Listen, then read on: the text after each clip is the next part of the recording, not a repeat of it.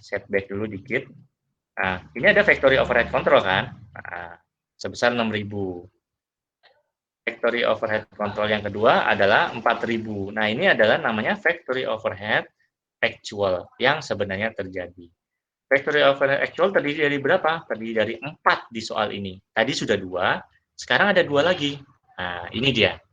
Factory overhead actual yang ketiga dan keempat adalah akumulasi depresiasi mesin dan asuransi ya tadi ya. Jadi sekarang jumlah factory overhead actual adalah 4. Nah, sedangkan factory overhead apply adalah factory overhead yang kita tentukan tadi dari predeterminate overhead rate gitu ya. Jadi inti dari bab ini adalah jurnal, inti dari jurnal adalah predeterminate overhead rate. Nah, itu ya. Kalau kita salah menentukan predeterminate overhead rate, ya sudah selesai berarti UTS kita gitu ya. Nah, ini di sini di soal disebutkan predeterminate overhead rate adalah $40 per machine hour. Sampai sini paham ya? Kalau nggak paham boleh disela. Oke. Nah, agar biaya overhead dapat dibebankan ke setiap job secara periodik, maka digunakan predeterminate overhead rate, yaitu rasio dari estimated total overhead dengan estimated total overhead allocation. Kenapa estimated? Ada pertanyaan kayak gitu ya. Karena nggak semua overhead itu bisa dihitung begitu job selesai, gitu ya. Mungkin kalau misalnya, indirect material bisalah dihitung ya. Kayak misalnya jumlah paku yang dipakai kemarin berapa sih bulan lalu? Oh, 6.000. Atau misalnya jumlah labor berapa sih indirect-nya? Oh, 4.000. Tapi kalau overhead, kan nggak bisa begitu job selesai, oke, job sudah selesai, berapa listrik yang kita pakai? Kan nggak bisa kayak gitu ya, susah. Terus, oke, berapa oli yang kita pakai, berapa liter? Wah, kan nggak bisa gitu ya, susah juga. Nah, ada beberapa hal yang nggak bisa dihitung seketika, maka itu perlu ada namanya predeterminate overhead rate. Jadi itu hanya estimasi total overhead dibagi dengan estimasi total overhead allocation. Nah, ini angka ini asalnya dari mana? Asalnya dari controller. Controller dari mana? Biasanya dari total overhead tahun lalu atau periode lalu, terserah yang mana ya, nggak dipatok. Periode lalu atau tahun lalu. Jadi misalnya tahun lalu, asumsi ya, tahun lalu itu overhead itu jumlahnya 300.000. Terus jam kerja mesinnya berapa? 75.000. Berapa sih? 75.000 ya tadi. 7.500 gitu ya. Oh, jadi saya estimasikan bahwa 300.000 dibagi 7.500 adalah 40 per machine hour. Ini yang akan kita jurnal. Jadi selain FOH actual, kita juga harus menjurnal FOH apply. Sampai sini paham ya? Jadi kalau kita masuk ke material, kita ada 2 jurnal, yaitu untuk direct dan indirect. Kemudian labor ada 2 jurnal direct and indirect. Begitu masuk overhead juga ada 2 jurnal tuh, yaitu jurnal actual dan apply ya. Oke, di sini dihitung 40 dikali jumlah overhead kita 330 hour menjadi 13.200. Oke, lanjut ya. Nah, berarti ada 4 FOH kan? Seperti yang tadi saya bilang, ada 4 FOH. Saya tambahin aja. FOH actual dalam produksi Rayburn bulan Januari. Jumlahnya sebesar 15.000 bentar ya.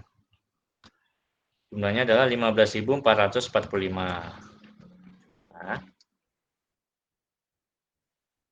15.445. Nah, sekarang gini masalahnya adalah, lah ini ada FOH actual, ini ada FOH apply. Terus gimana penerapannya? Nah, gitu ya. Jadi FOH actual ya sudah, memang itu sudah terjadi. Sedangkan FOH apply adalah patokan kita. FOH apply adalah patokan kita 13.200. Jadi T-account-nya begini. Ya, paham ya, ini dari mana ya tadi ya, sudah kita jabarkan sebelumnya. Ada FOH, ini untuk indirect material, ini untuk indirect labor, ini tadi FOH yang benar-benar terjadi, yang benar-benar actual, yaitu akumulasi depresiasi dan asuransi. Jumlahnya adalah 15.445. Kemudian di kredit ada 13.200 sebagai patokan kita. Patokan kita asalnya dari mana 13.200, Pak? Asalnya adalah dari rate predetermined overhead tadi yang sebesar 40 dikali dengan jam kerja mesin hour kita adalah 330. 330 dikali dengan 40 adalah 13.200. Gimana Pak pengalokasiannya? Tadi sudah kita sebutkan ada dua jurnal. Yang pertama adalah factory overhead rate, factory overhead control pada applied factory overhead, dan yang kedua adalah ketika dia sudah selesai, dia factory overhead controlnya ini di jurnalnya kapan Pak? Ini di jurnalnya adalah akhir tahun atau akhir periode. Jadi normalnya factory overhead control itu adanya di debit, tapi untuk menutup akun applied factory overhead, kita pada akhir periode nanti akan membuat jurnal ini, applied factory overhead pada factory overhead control. Ini untuk menutup. Oke, jadi ini dua jurnal tadi sudah selesai ya, factory overhead control pada work in process. Yang kedua ketika ditutup, dia factory overhead apply di debit, terus factory overhead controlnya di credit. Nah, ini udah 6 jurnal, tinggal dua jurnal. Oke, Ray-Ban Company mengirim langsung job nomor 5574 ke Lawrenceville Construction Company dengan harga jual 7.860 dan total biaya 5.254. Oke, biar gampang, saya pindah aja. Oke, biar gampang saya pindah yang tadi. Kita copy ke, bergampang bolak-baliknya, kita copy ke mari. Oke, nah.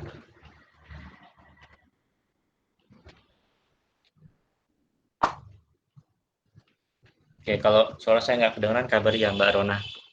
Nah, ini Ray-Ban Company mengirim langsung job nomor 5574 ke Lawrenceville dengan harga jual 7.860, total biaya 5.254. Nah, di sini ini yang tadi ya, tuh 7.860, tuh asalnya dari sini. Kemudian ada factory cost-nya 5.254. Nah, kalau job 5575 ditransfer ke akun barang jadi untuk mengisi persediaan sebesar 56.926. Tadi saya bilang, akuntansi pada produk terjual itu ada dua. Yang pertama bisa langsung dikirim ke konsumen atau pelanggan. Bisa juga dia mengisi akun persediaan. Oke. Di sini yang mengisi akun persediaan adalah nomor 5575. Oke. Oke. Terus selanjutnya pada tanggal 27 Januari, Ray-Ban Company mengirimkan barang jadi sebesar 52.300 dengan harga jual 70.000.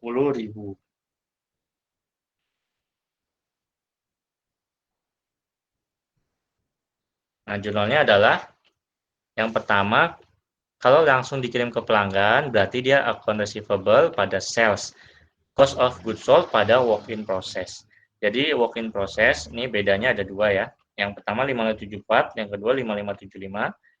Itu kalau 5574 dia langsung kirim ke penjual, jadi akun debitnya adalah COGS.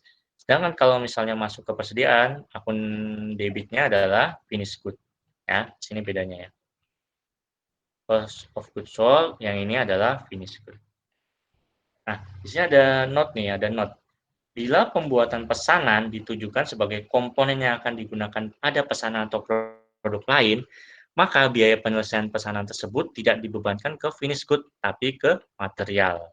Nah, dia jadi material lagi ya, karena finished good di satu divisi itu bisa menjadi material di divisi lain. Itu namanya intra-company transfer pricing. Contohnya adalah, oke, misalnya kita katakanlah nggak usah impor lah. Katakanlah kita bikin kompresor tuh di dalam negeri tuh. Misalnya Haier bikin kompresor di dalam negeri, namanya PT Haier Kompresor Indonesia misalnya. Dikirim tuh ke PT Haier apa sih namanya? PT Haier Indonesia, yang kedua yang memproduksi kulkas itu. Maka finished good itu yang ada di kompresor tadi akan menjadi raw material bagi Haier Indonesia, kan gitu ya. Itu namanya intracompany transfer pricing. Nanti kita pelajari sebelum UAS. Nah, ini jurnal yang ketiga adalah penjualan 5575 tadi, account receivable 70.000, sales 70.000, COGS 52.300 dan 52.300 pada finish good. Bedanya adalah karena job 5575 tidak langsung dikirim ke pelanggan, jadi kontrak account-nya adalah finish good. Karena WIP sudah di offset dengan finish good sebelum di jurnal sebelumnya ketika barang selesai. Oke, soal manufacturing, sebelum kita lanjut ke jasa, oke silakan kalau ada yang bertanya.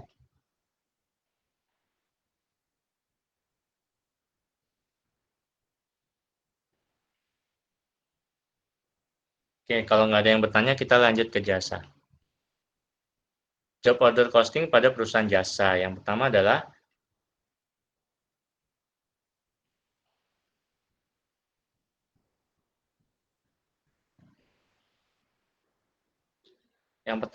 biaya upah langsung dan biaya yang terkait dengan upah langsung biasanya merupakan biaya yang paling besar dibanding biaya lain. Iyalah ya, kan kalau manufaktur itu ada namanya material ya, baik direct material maupun indirect material. Nah, sedangkan kalau jasa kan nggak ada tuh, kayak misalnya jasa hotel lah. Misalnya Hotel Indonesia. Hotel Indonesia itu materialnya apa? Nggak ada ya. Nggak ada gitu ya, sedikit gitu ya. Yang paling besar adalah biaya upah langsung dan biaya yang terkait dengan upah langsung gitu ya, merupakan biaya paling besar dibanding biaya lain. Predetermined overhead rate biasanya dihitung berdasarkan direct labor cost. Yang ketiga merupakan hal yang lazim, biaya upah buruh digabungkan dengan predetermined overhead rate sehingga jumlah yang dibebankan dalam setiap job per jam upah buruh menggambarkan biaya upah dan overhead gitu ya. Jadi memang ada di buku charter disebutkan bahwa sebenarnya yang paling bisa ditransfer ke produk itu kan material ya, baik direct maupun indirect. Material bisa di-tracing. Nah, tapi labor kadang susah tuh karena nggak seluruh labor itu mengerjakan hal yang production. Nah, untuk memisahkan labor yang mengerjakan ke production maupun nggak production itu susah gitu ya. Jadi, semua labor karena kan kita sistemnya UMR ya, bukan kerja per jam ya, belum ya. Kalau di Undang-Undang Cipta Kerja kan ada kerja per jam ya. Dulu juga ada sih, maksudnya ini lebih lebih kita ingin beralih ke Jepang gitu ya. Jadi nanti pekerjaan itu, seperti di Jepang dibayarnya per jam atau di Amerika ya, seperti itu ya. Nah, eee, karena kita upah buruh itu dibayarnya per bulan, ada 4 juta sekian itu ya, dibayarnya per bulan, maka sebenarnya dia susah banget di-tracer ke job order ya. Jadi order sedikit pun sebenarnya upah buruhnya juga segitu gitu ya. Kayak misalnya sekarang lagi corona nih, ya udah minimal dia dapat UMR gitu ya, kalau nggak dapat UMR berarti perusahaan salah gitu ya. Memecat juga nggak boleh, maka solusinya adalah pemerintah memberi insentif gitu ya, supaya buruh itu nggak dipecat, supaya buruh itu tetap dapat gaji meskipun gaji pokoknya banget, yang UMR-nya banget gitu ya. Nah itu makanya dalam banyak manufacturing maupun jasa, biaya upah itu digolongkan sebagai overhead gitu ya, karena susah digolongkan sebagai prime cost. Tadi hotel. Nah, sekarang contohnya adalah attorney at law. Attorney at law ini adalah jasa hukum, kantor jasa hukum. Seperti biasa tadi di header-nya ada nama klien, kemudian engagement engagement type, jadi tipe perjanjiannya apa, nomor perjanjiannya berapa, tanggal kontraknya tanggal berapa. Di sini disebutkan tanggal 9 bulan 5 tahun 2000 sekian. Di determinatednya kapan, tanggal tanggal pemutusannya kapan gitu ya. Nah, supervising partner adalah vice.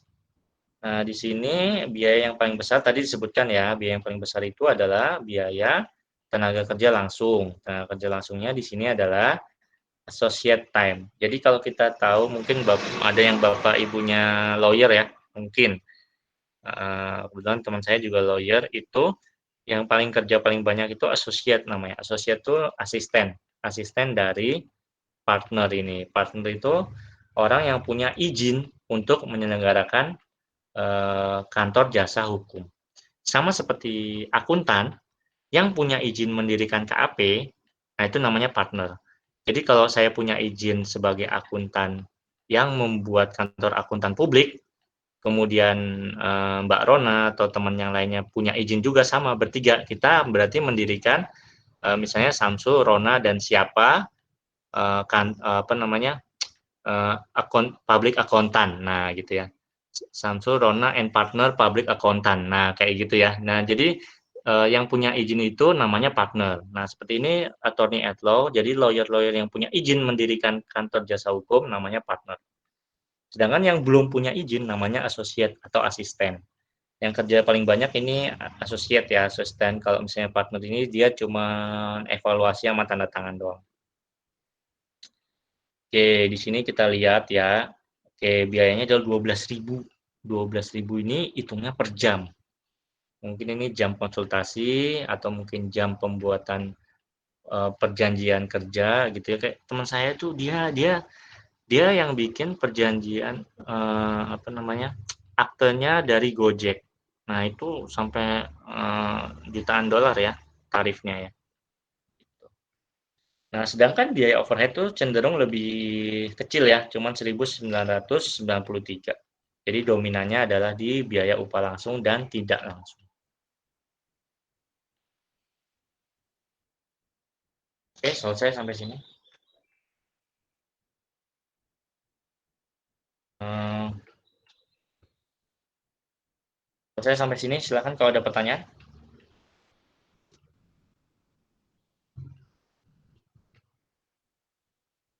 Oke, kalau nggak ada pertanyaan berarti yang nanya saya. Sekarang tanggal berapa ya? Tanggal 24 bulan 10. Oke, nomor absen 24. Iya, Pak. Oh ya, Mbak Rona. Sekarang saya mau nanya, kalau di job order cost sheet itu ada informasi apa aja secara sekilas yang Mbak tangkap tadi? Dalam sebuah job order cost sheet, misalnya manufacturing, jasa juga boleh deh. Itu ada informasi apa aja?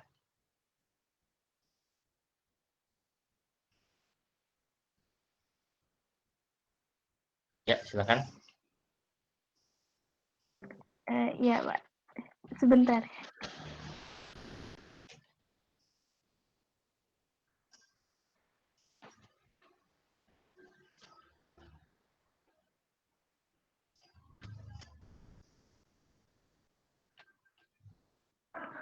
Di job order cost sheet itu ada informasi mengenai pembelian bahan baku sama penggunaannya, Pak. Oke. Terus kalau headernya isinya apa? Di atasnya itu headernya isinya apa? Header itu kop dari job order cost sheet itu berisi informasi apa aja?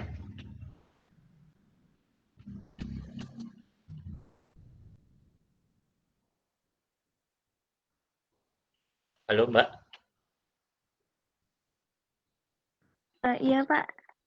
Di kopnya itu ada apa ini namanya? Ada nama dari perusahaannya, lalu ada Terus? produknya, ada Terus? spesifikasi dan kuantitas, lalu ada tanggal-tanggalnya mulai dari order, dia mulai memproduksi nih ya, date started sama date wanted sama yang tanggal dia diselesaikan. Oke. Ya, makasih. Nomor absen 25. Nomor absen 25. Iya, Pak. Oke, Mbak. Nah, sekarang saya mau tanya nih. Bedanya jurnal untuk direct material sama indirect material itu apa ya?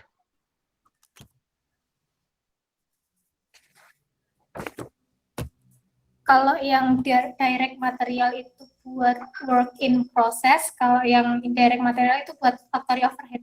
Ya enggak, Pak? Oh, oke, ya benar-benar. Nomor absen 26. Iya, Pak. Oke, bedanya jurnal untuk direct labor sama indirect labor itu apa?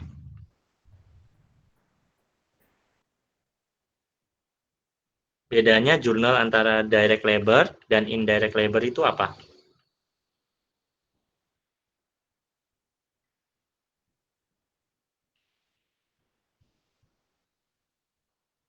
Halo, Mas? Benar, Pak. Iya, iya.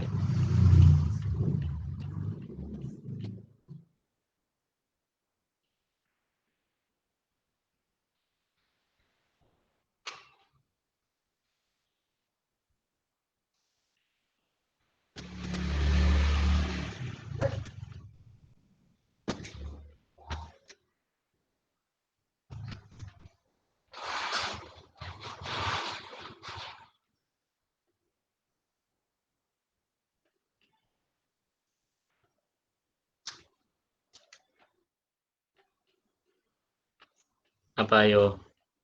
Lanjut nomor 27 aja. Nomor 27, Mas Gandhi. Mas ya? Halo? Ya, Pak. Oh, Halo, oke. Pak. Bedanya jurnal direct labor sama indirect labor apa, Mas?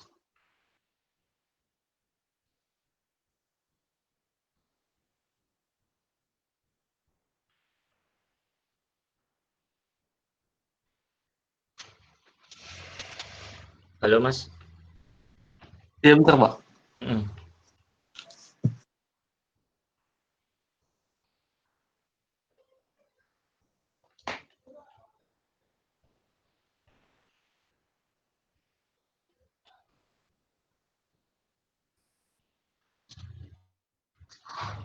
Oke, siapa yang bisa bantu jawab?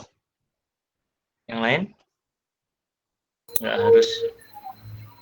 Ya, Mas. Itu Pak bedanya kalau direct itu work in process, kalau yang direct itu masuk di factory overhead, bukan gitu ya? Ya, betul, betul. Sama sebenarnya jawabannya sama Mbak Salsabila tadi ya. Oke, sip, makasih. Ya, Pak. Oke, lanjut nomor absen 10. 10. Mbak Rona ini temennya nomor 10 kemana? Hadir, Pak. Ada ya. Oke, nah sekarang untuk factory Sebentar, Pak. overhead. Oh, iya. Oh ya, apa? Oke. Nah, untuk factory overhead apply itu angkanya asalnya dari mana, Mbak?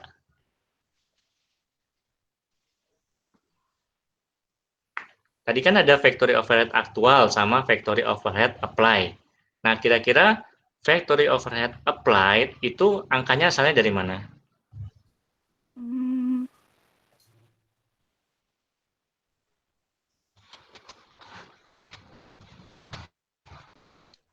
Nomor absen 11. Iya, Pak.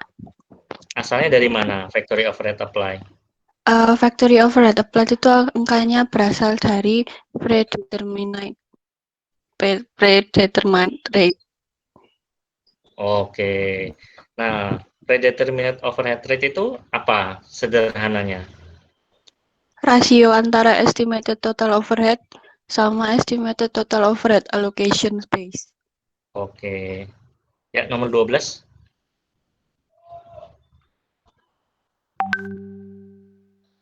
Nomor 12. Ya, Pak. Oke, Mas, tadi katanya predetermined overhead rate itu asalnya dari rasio antara allocation base sama overhead rate ya. Nah, itu angkanya dapat dari mana ya? FOH-nya itu dapat dari mana tuh? Terus dibagi dengan allocation base-nya itu dari mana tuh? Kok tiba-tiba ada angka 300.000 sama 7.500 itu asalnya dari mana coba? Kira-kira.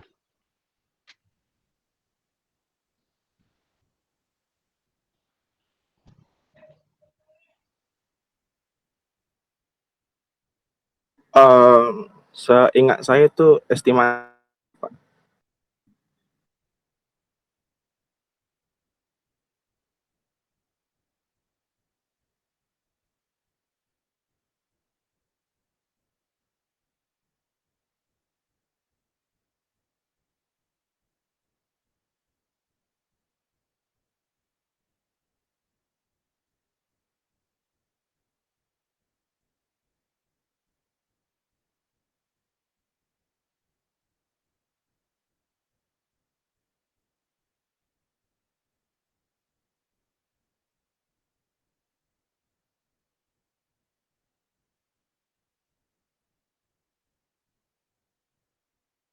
Halo, Pak.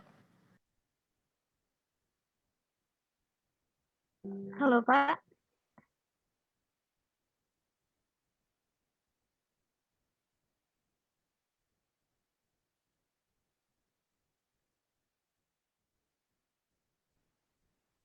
Sudah, Pak. Sudah, Pak. Berapa ya? Tadi nomor Sudah, 13 ya. Nomor 13. Nah, angka dari 300.000 sama 7.500 itu dapatnya dari mana? Mas Gilang. Asalnya dari mana, Mas? Angka. Dari estimasi tahun sebelumnya, Pak. Ya, betul. Ya. Atau periode sebelumnya juga boleh. Seperti itu ya. Nah, terus nomor 14, nomor absen 14. Iya, Pak. Nah, yang digunakan di job order cost sheet itu factory overhead apply apa factory overhead aktual?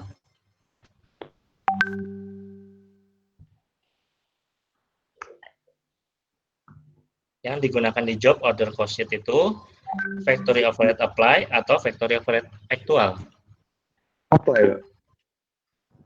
Apply, ya benar ya. Oke. Nah, nomor absen 15. Iya, Pak. Oke. Nah, kan ada factory overhead apply, ada factory overhead actual. Terus kemudian ada selisih tuh, ya kan? Tadinya itu factory overhead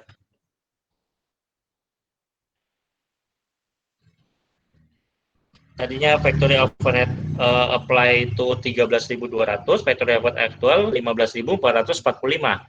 Nah, itu ada selisih itu. Selisihnya apa tuh, Mas ya? Apa tuh kira-kira? Gunanya sebagai apa tuh ada selisih itu?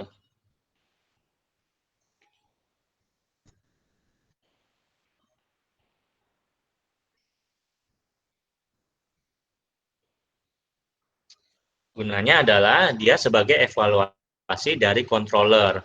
Jadi kan ada 15.445, yang kita pakai 13.200. Tapi uang yang kita keluarkan sesungguhnya kan 15.445, berarti ada selisih sebesar 2.200 sekian itu ya. Ada selisih itu nanti akan dievaluasi oleh controller kenapa terjadi selisih. Apakah selisihnya itu wajar apa nggak wajar gitu ya. Kalau selisih wajar itu gimana Pak? Selisih wajar itu misalnya ada kenaikan harga bahan baku karena inflasi, nah itu wajar. Kemudian ada kenaikan upah dari buruh, nah itu wajar kenaikannya. Yang nggak wajar itu gimana? Misalnya material yang digunakan harusnya 100, tapi menggunakan material 120. Nah, itu kelebihan tuh namanya over apply. Nah, itu kenapa harus dicari tahu oleh si controller. Seperti itu ya. Oke, nomor absen 16. Ya Pak, hadir Pak. Oke. Nah, yang selain yang saya sebutkan tadi ya untuk jasa, kan saya sebutkan tadi jasa hotel gitu ya. Kemudian jasa kantor jasa hukum. Ada jasa apa lagi yang bisa menggunakan job order? Kira-kira menurut Mas, kira-kira aja. Mungkin notaris Pak. Ya betul. Terus apa lagi?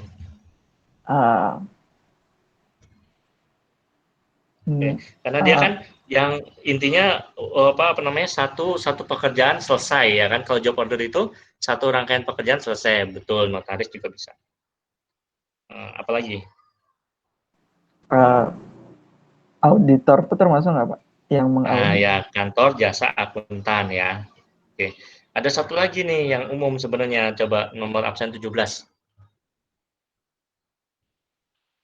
Nomor absen 17. Iya Pak, hadir Pak.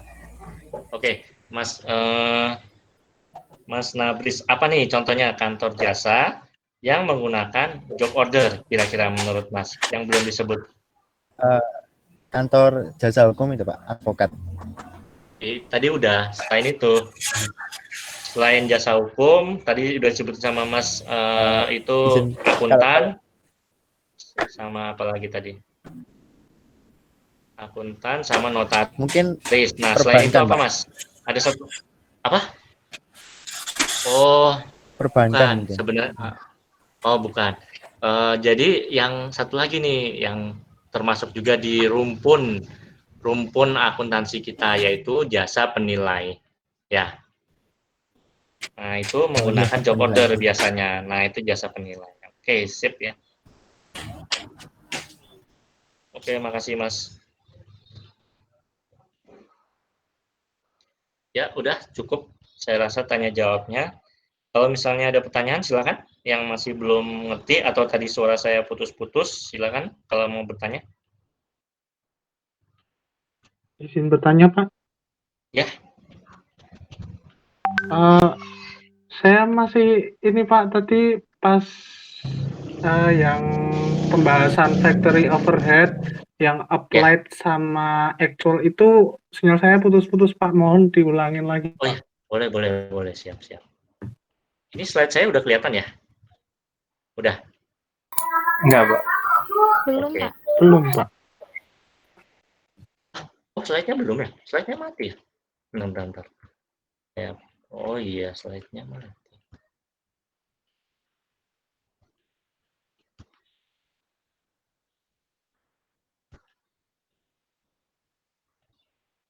Oke, saya ulangin ya. Nah, ini emang yang agak rumit ya, factory overhead. Nah, di sini factory overhead itu ada contoh soal yang di buku ya. Rayban Company menghitung penyusutan pabrik sebesar 4.929 dan asuransi pabrik yang telah jatuh tempo sebesar 516. Nah, kemudian ada Rayban Company menentukan mesin hour dan factory overhead sebesar 7.500 dan 300.000 sehingga estimasi tarif overhead adalah 40 per mesin hour. Nah, jadi ketika kita akan menghitung overhead, nah itu ada dua. Yang pertama adalah factory overhead aktual dan factory overhead apply. Factory overhead aktual itu yang mana? Factory overhead itu dalam soal ini ada 4. Nah, yang pertama adalah factory overhead untuk indirect material, yang ini ya. Yang kedua, factory overhead control untuk indirect labor. Yang ketiga dan yang keempat adalah factory overhead untuk penyusutan pabrik dan asuransi pabrik sebesar 516. Nah, jadi ada di soal ini ada 4 factory overhead aktual. Nah, terus yang disebut factory overhead apply itu apa? Factory overhead apply adalah yang ini.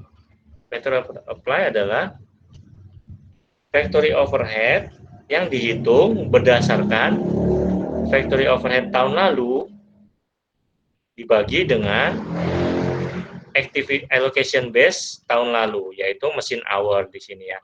Nah, ini membentuk yang namanya predeterminate overhead rate. Saya merahin aja ya.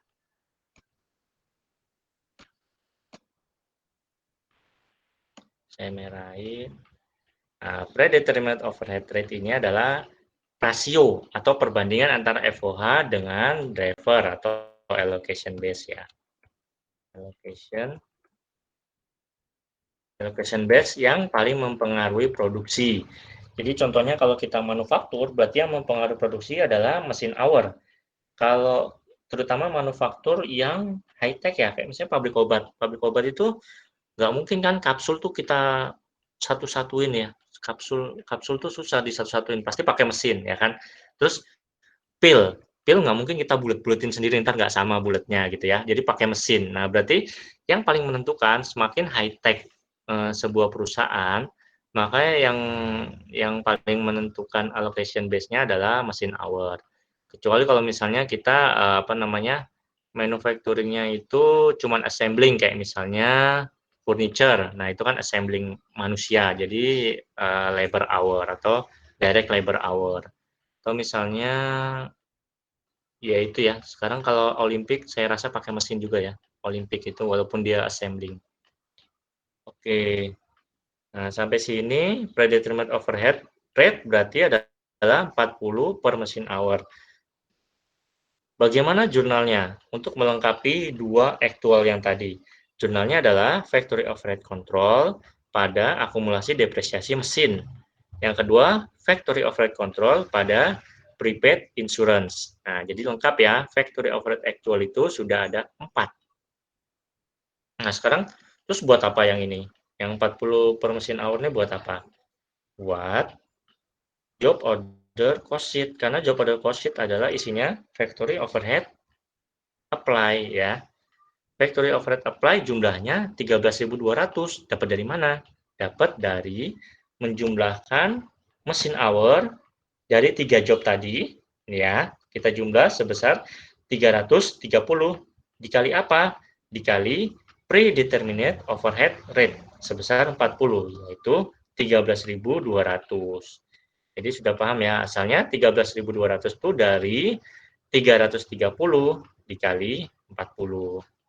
Di sini ada note, agar biaya overhead dapat dibebankan ke setiap job secara periodik, maka digunakan predeterminate overhead rate, yaitu rasio antara estimated total overhead dengan estimated total overhead allocation base. Kenapa perlu predeterminate overhead rate? Itu pertanyaan yang paling penting, walaupun nggak bakal keluar di soal ya. Tapi ini filosofinya, kenapa ada predeterminate overhead rate adalah karena tidak semua overhead rate bisa didapat ketika job itu selesai. Contohnya misalnya listrik. Ketika job itu selesai di tengah bulan, listrik nggak bisa dihitung. Kecuali kalau token ya, token di rumah bisa dihitung. Tapi itu kan pasti ribet banget ya. Setiap mau mulai lihat tokennya, selesai lihat tokennya, pasti kan ribet kan gitu. Langsung aja overhead berupa listrik itu berapa kan gitu ya. Nah, itu adalah contoh-contoh overhead yang nggak bisa didapatkan saat itu juga. Maka itu perlu predeterminate overhead rate. Asalnya adalah dari estimated berarti kita ambil dari tahun lalu, gampangnya ya. Kemudian estimated total overhead allocation, misalnya dari jumlah mesin hour tahun lalu. Nah, seperti itu. Nah, ini sudah ada 4 jurnal. Oh ya, ini satu lagi yang kelewat. Nah, untuk menutup akun applied factory overhead ini, pada akhir periode kita buat jurnal yang namanya applied factory overhead pada factory overhead control. Jadi factory overhead controlnya nanti akan berkurang 13.200. Fungsinya apa? Fungsinya buat controller adalah untuk mengetahui berapa sih selisih antara factory overhead actual dengan factory overhead apply. Nah, ini ya. Fungsi dari kita bikin jurnal tadi, jurnal yang di akhir tahun tadi adalah untuk menutup applied factory overhead. Nah, ketika kita tutup applied factory overhead sebesar 13.200, kita tutup ya, tadinya kan debit ya, kita tutup menjadi kredit. Nah, kemudian di sini, oh ini debit, di sini adalah kredit ya, kita tutup. Sehingga timbul yang namanya selisih 2245. 2245 ini yang akan menjadi evaluasi bagi controller kenapa ini bisa terjadi selisih. Apakah selisihnya itu ini kelebihan atau ke payroll kelebihan, apa ini? Kalau ini sih kayaknya nggak mungkin ya, ini kan tarifnya tetap ya, appreciation, accumulated depreciation sama insurance-nya dia tetap sifatnya. Oke. Nah, ini adalah bahan evaluasi. Apakah perlu jurnal penyesuaian? Tidak. Jawabannya adalah tidak. Ya, kita tinggal masukin applied factory overhead ini ke job order cost sheet saja. Yang ini, yang actual ini sebagai pembanding saja. Oke, Mas. Itu untuk penjelasan untuk factory overhead. Gimana Mas Atoilah? Ada yang masih belum dipahami? Silahkan. Izin bertanya, Pak. Oke. Itu Pak, di cost sheet yang disajikan kan factory overhead applied. Nah, factory overhead applied ini sedangkan factory overhead applied ini isinya asumsi kan Pak, estimasi. Ya, betul. Nah, kenapa factory overhead applied yang disajikan di cost sheet? Bukannya kalau gitu cost sheet-nya penghitungan biayanya itu jadi nggak aktual gitu Pak?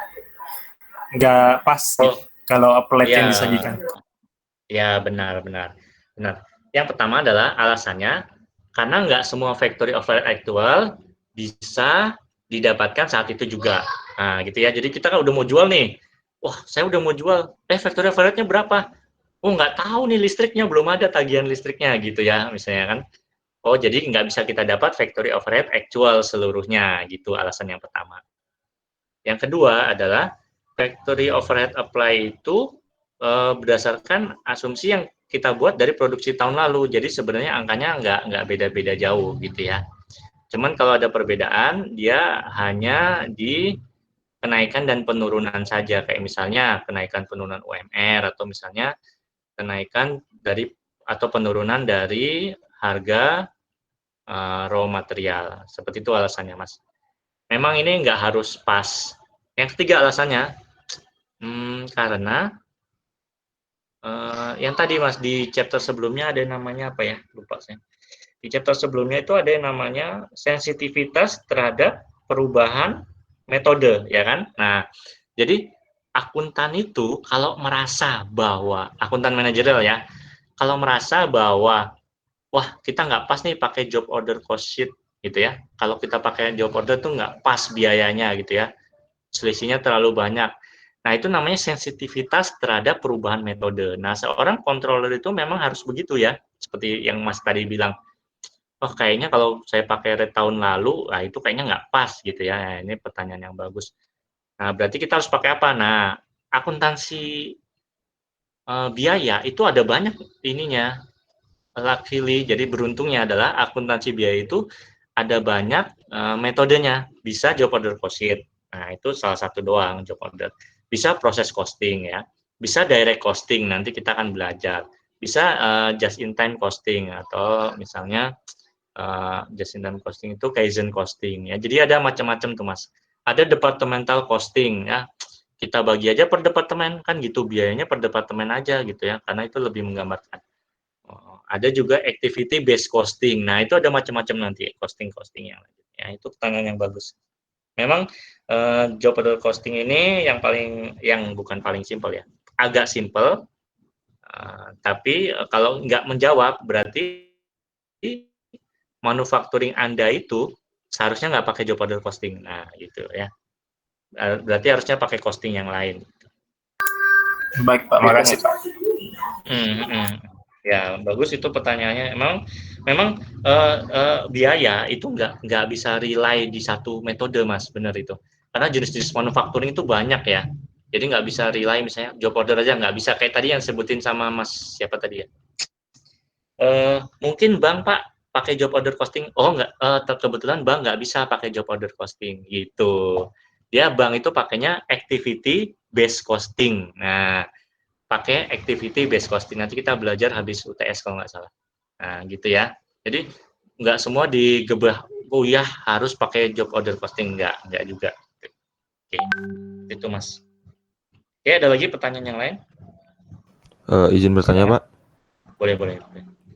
Izin bertanya, Pak. Itu yang tadi di factory overhead yang aktual itu, Pak. Itu kan akunnya ada 4, Pak. Mau nanya itu akun 4-4-nya itu tuh pasti bakal itu terus atau ada perubahan nanti? Misalkan kayak yang akun keempatnya kan itu kan prepaid insurance. Apakah bisa prepaid yang lain masuk ke FOH aktual juga, Pak? Atau memang 4 itu doang akunnya? Enggak. Macam-macam sebenarnya. Bisa macam-macam. Ini cuma contohnya aja, kebetulan ada 4. Waktu UTS itu contohnya itu ada banyak waktu UTS itu. UTS tahun lalu ya. Saya ingat saya itu, bentar nih ya. Ada penyusutan, ada prepaid insurance, ada beberapa, ada ini. Other FOH. Other FOH itu nanti masuknya di akun ya other FOH. Other FOH itu kayak misalnya apa ya? Listrik mungkin ya, atau yang lain-lain gitu ya. Atau miscellaneous expense, miscellaneous cost itu bisa juga masuk. Ada contohnya di UTS tahun lalu. Jadi nggak harus 4, Mas. Terima kasih, Pak. Ini contoh aja yang sederhana. Kalau nggak salah ada depreciation building juga deh di UTS itu. Ini kan baru depreciation mesin ya. Nah, di UTS itu ada depreciation building, ada depreciation mesin, terus ada other prepaid atau ada ada apa ya, lupa saya. Pokoknya ada banyak waktu tes itu Mas, poin dari FOH-nya gitu ya. Baik Pak, terima kasih Pak. Tapi sekali lagi waktu tes ya saya kasih tahu, cuman suruh ngejurnal aja, jangan sampai salah makanya ya, cuman ngejurnal aja. Soal job order ini cuman ngejurnal. Nanti chapter berikutnya kan kita belajar proses costing ya. Nah itu baru tuh soal tesnya tuh pada salah semua tuh, ribet.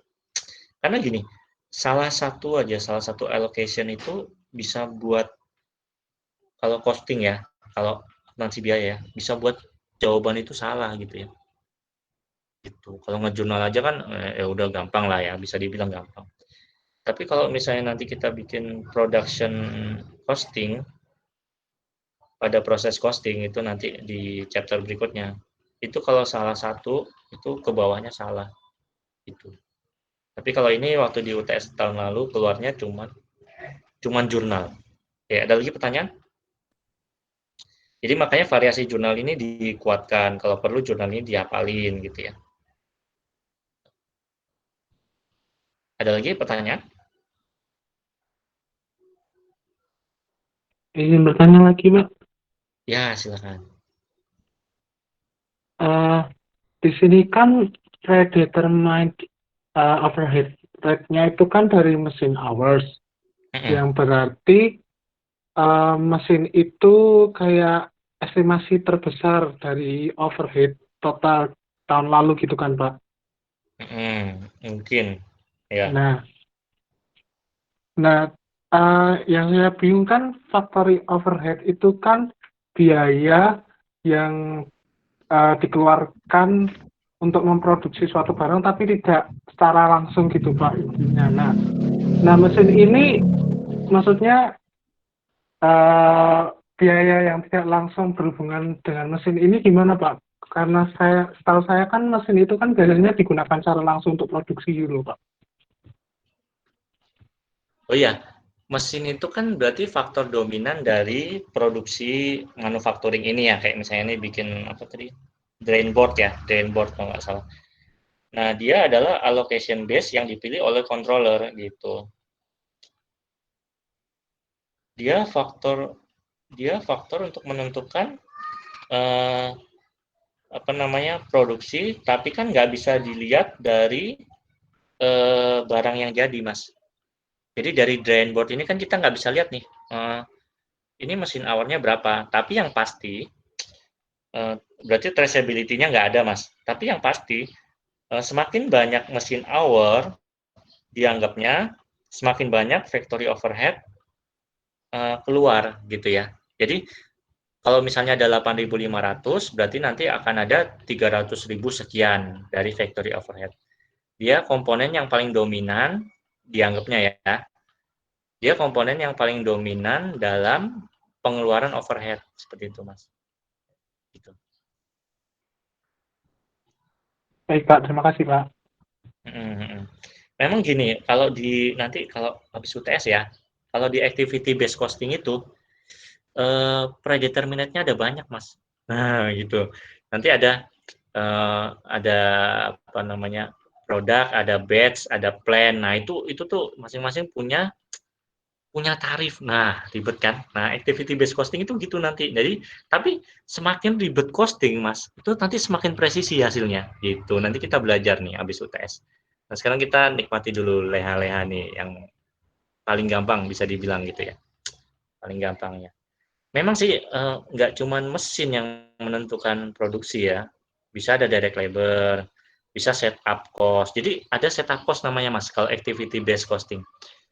Mesin itu dihidupkan, berarti kan dia keluar listrik ya, keluar oli, terus ada biaya orang yang setup gitu ya. Jadi ada engineer yang kerjaannya ngerapiin mesin, bersihin mesin. Kalau selesai produksi, kemudian ketika mau mulai produksi dia masukin oli lagi, kemudian bersihin mesin, nyalain segala macam. Nah itu kan berarti namanya setup cost.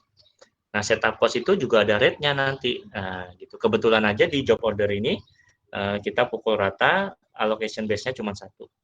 Nanti kalau kita belajar activity based costing itu allocation base-nya bisa 3 ya, 3 atau 4 gitu, banyak kan pokoknya. Oke, gimana? Ada lagi pertanyaan?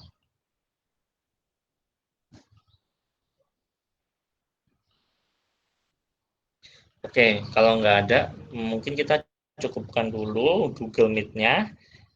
Materinya saya lupa tadi udah ada di Google Classroom nggak ya? Kalau masih ada pertanyaan tapi lupa, belum disampaikan atau misalnya malu atau gimana, silakan di Google Classroom ya. Kelas sebelah itu ada 6 pertanyaan kalau nggak salah. Ya, gitu. Yang misalnya pertanyaan kelas sebelah itu misalnya gini. Saya masih belum ngerti Pak apply factory overhead sama actual factory overhead itu apa gitu. Nggak apa-apa ditanyain lagi. Kalau emang nggak ngerti nggak apa-apa ditanyain lagi gitu. Mungkin kalau saya ngomong mungkin sinyalnya jelek, kebetulan atau sinyal saya yang jelek, sebaliknya ya. Jadi nanti ditanya lagi nggak apa-apa. Nanti jawabannya kan bisa dibaca sama semua orang. Oke. Ada pertanyaan? Kalau nggak ada, Google Meet-nya saya tutup. Google Classroom-nya saya lengkapin dengan materi yang sudah saya edit. Kalau ada pertanyaan, silahkan di kolom komentar. Oke ya. Oke, sekian dulu dari saya. Assalamualaikum warahmatullahi wabarakatuh. Waalaikumsalam. Waalaikumsalam Waalaikumsalam, Pak. warahmatullahi wabarakatuh.